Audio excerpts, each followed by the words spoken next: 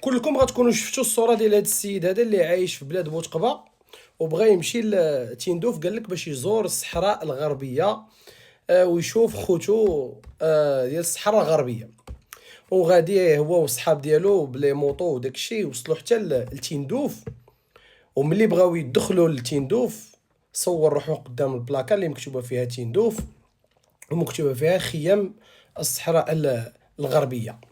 ملي وصلوا تما اكتشف او تصدم بانه خاصو لوتوريزاسيون او ليسي باسي او تسريح المرور باش يدخل لتيندوف.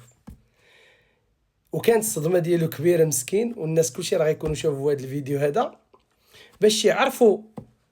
ولاد بوتقبه ملي كنقول لكم بلي راه عندكم دوله فيها دوله لداخل، ما تبقاش تقابح معايا. ومين نقول لك تيندوف ما تدخلهاش لانها حاكمينها البوليزاريو، ما تبقاش تزيد تهضر. وباللي انت بلادك وما عندكش فيها الحق، وباللي البوليزاريو عنده الحق عليك في التطبيب وفي التدريس وفي المنحه، ويدخل الفلوس من يدخل الوطن من لا دوان بلا ما يدونهم، ويبيع ويشري كما بغا، وانت اللي جزائري وارضك ما عندكش حق فيها.